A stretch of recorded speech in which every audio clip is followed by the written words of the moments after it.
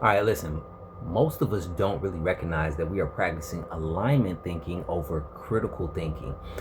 Most of us are trying to align our beliefs with a social belief or practice groupthink rather than critically thinking about ideas on our own. I feel like if you ever watched The Big Bang Theory or Young Sheldon, Sheldon was the perfect example of critical thinking because if you notice, he never really identified with social institutions. He was never, I'm a Christian, I'm a Muslim, I'm a Republican, I'm a Democrat.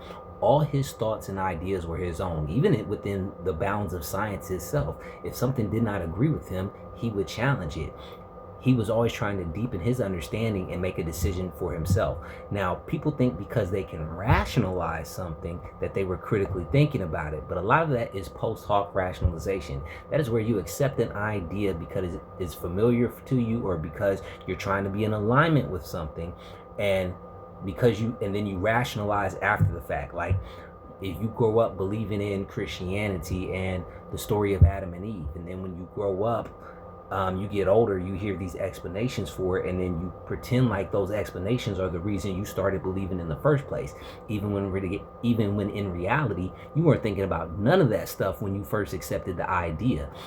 Thus, the difference between rationalization and actually thinking. So we have to get out of the process of just trying to fit our identity inside of some social box and then trying to align our way of thinking with whatever that social group is. You know, I'm a Christian. I'm trying to align myself with the Bible, or I'm a Democrat or Republican, so I'm trying to align myself with these values.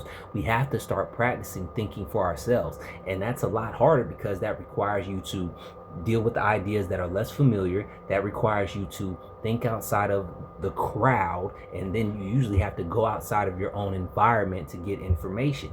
But in the end, your ideas are going to be your own, and you are going to be much stronger and much stable as a person because of it.